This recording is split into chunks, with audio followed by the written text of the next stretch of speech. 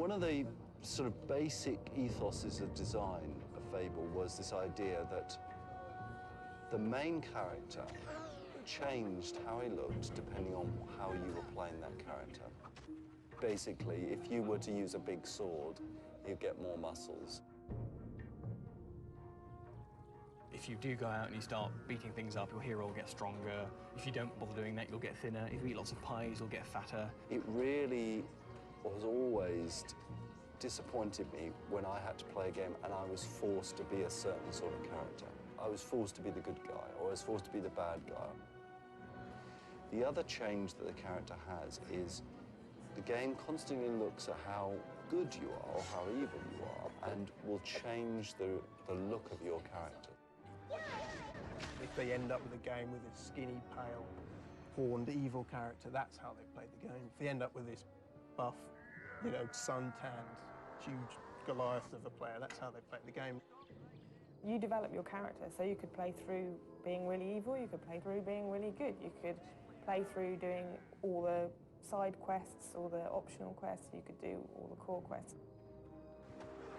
You know, you can really do what you like with it. The hero is really to give a feedback of how the player is playing the game, really, to give them a visual cue and to like their personality. This is a young hero at the beginning of the game, where you start, the first time you get your hand on the controller, this is the character that you will be playing along. And by the end of the game, you can possibly end up like this character. The headaches of having a character that changes. I mean, you imagine in animation terms, you want a guy to walk into a room, so he grasps the doorknob, he pushes the door open. That's bread and butter stuff. But we've got a guy here who changes size. He gets bigger and taller, and so it means his hand is never the same height. To do that in sort of like, you know, a couple of weeks with a game being built around you is tremendously hard. You start off with, you know, no abilities and you're a complete bottom scale hero, and as you go through, you pick up experience with so many different things and different combinations of things that you can. Yeah, so at the start of the game you're having to hit things individually, and towards the end of the game you'll just be able to cast in flame spell and boom and take out 5-10 things at once. The other change is what I choose my character to look like. I can have his hair cut any way I like. I can have, you know, facial hair like beards and moustaches. I can tattoo myself, again, to make my own unique hero. I think it's a really interesting thing to be able to look at where the hero is at the end of somebody's game and see how they've played the game.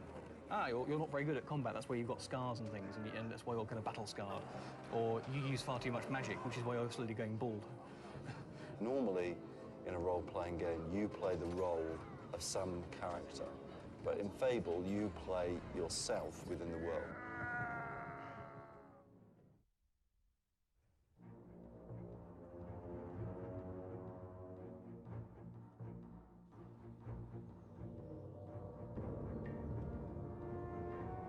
We wanted to make sure that Fable felt like it was in a beautiful, natural, fantastic environment, a place where you would want to live. We had to hit the ground running on Fable, and that meant that we evolved the look as we went along.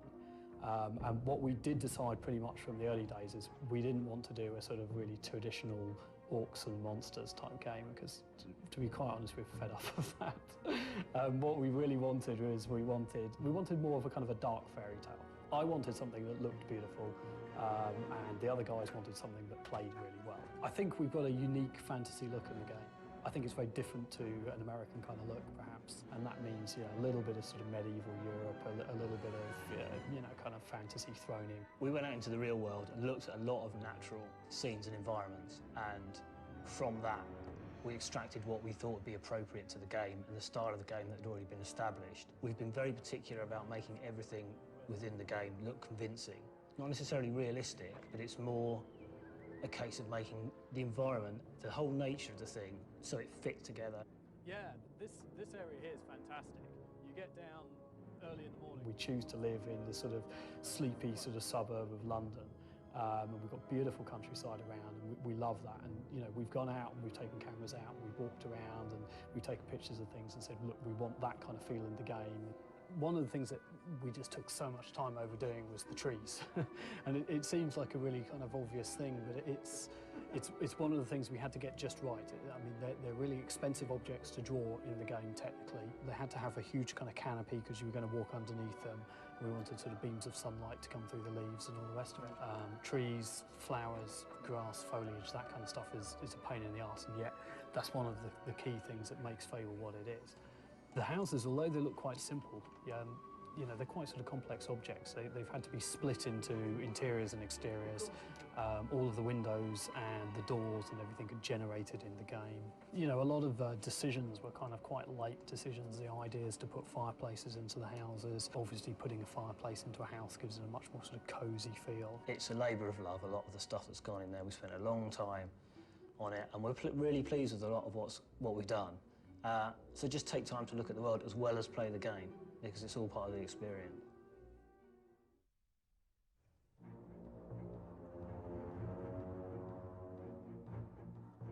Poor old animators kind of get the raw end of the deal, because with all these mad things that we're trying to do with simulation, some poor buggers got to go and make sure that the people doing animation for every single little nuance of expression and emotion, every single thing you can do to a person, they've got to animate it. The last thing you want to do is you're playing a game and let's say you're fighting someone and you've beaten them.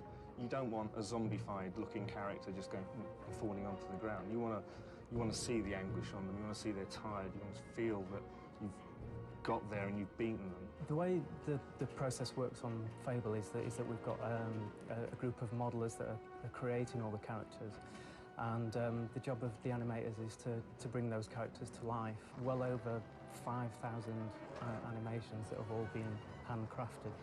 This particular animation is one of the undead soldiers. These are the control points for the character, so we can control the hips, translation up and down, side to side, and we can also control the rotations as well. These are very sort of zombie-like creatures, very lumbering and swinging their very heavy weapons, so there's lots of bodies and bones flying, and lots of effects on top. This example would be the wood nymph. I went through about 5 drawings until eventually they accepted this one. The earth troll, a large monster, a huge creature. The hero of the game is about that size. So this should be towering and huge. He would be throwing lumps of rock and rising up from the earth. When you see them in the game and the whole concept has actually worked, I was very proud of them. You tend not to notice good animation. If the character presents itself as something that's you know, in charge of its own actions and in charge of, you know, whatever it does, if the fact it's swinging a sword is by its own accord, then the job of an animator is done.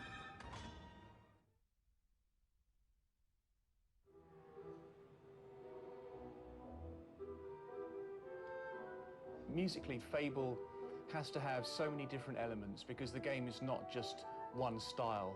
It has a fairy tale element, it has a sinister element, there's happiness, there's sadness, there's evil and darkness.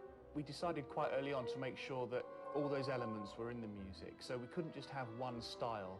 But what we did decide to do was to have a theme running through, a thread of a theme running through all the music, so there was still some sort of continuity through the whole thing. I say, quite nice. That paves the path. Danny Elfman was involved quite early on. Once he'd seen the game, he agreed that it was a great project to work on. And in his previous styles from previous films fitted perfectly with what we wanted. So we got Danny to write us a 3-minute theme, which we're going to use over the intro. Yeah, let's do one more from the top.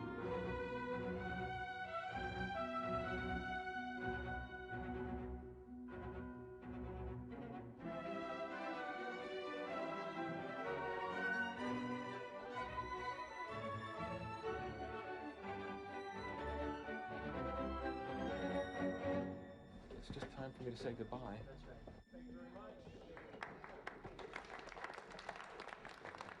It's going to be in the Xbox, Microsoft games all over the world instantly. Believe it or not, it's a new generation of games. Thanks. I'm going to run out of here and see you on stage. We wanted to make the use of music in Fable much more subtle, in a way that you weren't listening to music, you were actually just getting the feel of the music behind what you were playing. So when you enter regions which are either quite sinister or threatening, we decided we'd bring threads of the music in, but overlaid on top of the original score. That way you get a sense that something's about to happen, but you're not quite sure.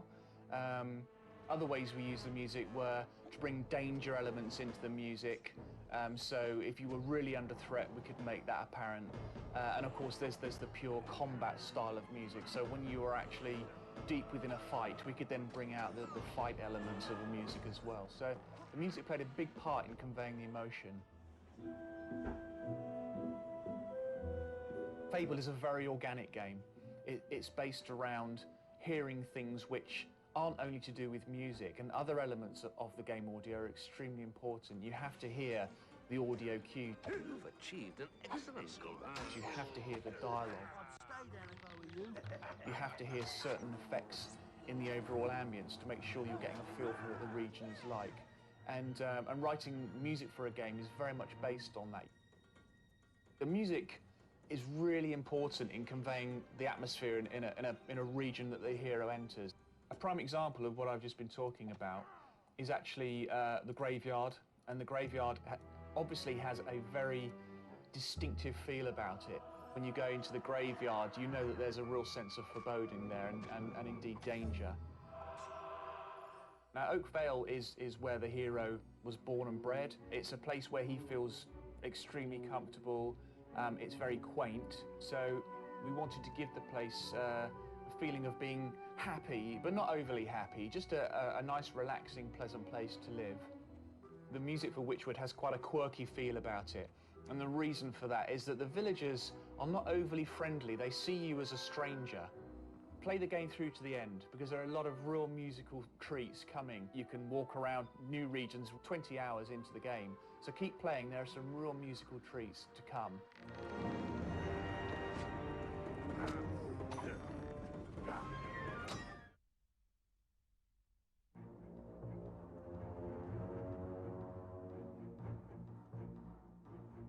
The story in Fable is all about revenge at the start. You think it's revenge, and then it's all about power and the player's reaction to power. Essentially, it's critically important that the player should never be left feeling that he doesn't know what he should be doing next. So the big challenge that we had with Fable was to make sure that at all points he knew the storyline that he could be following if he wanted to.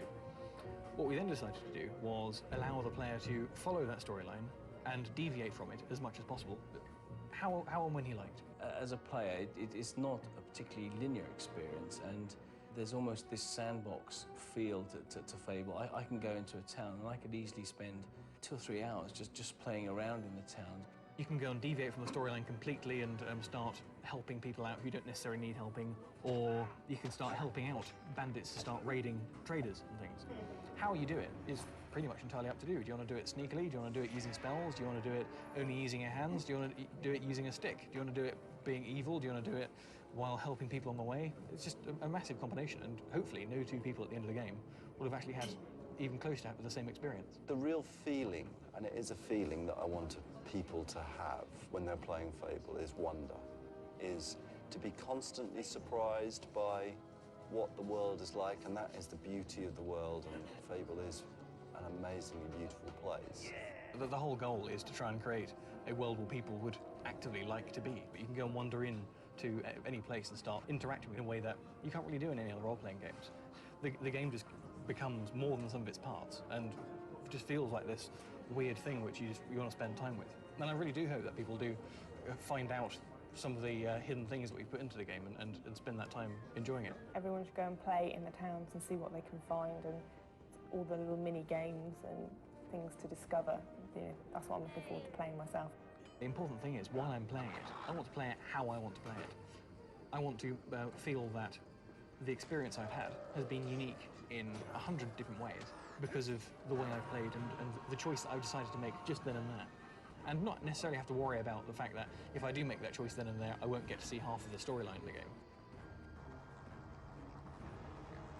There's no other form of entertainment that you could, whether it be films or TV or books, where you can put yourself into a world and into a setting. And that was really the thought behind Fable. Let's get the player into this role-playing game.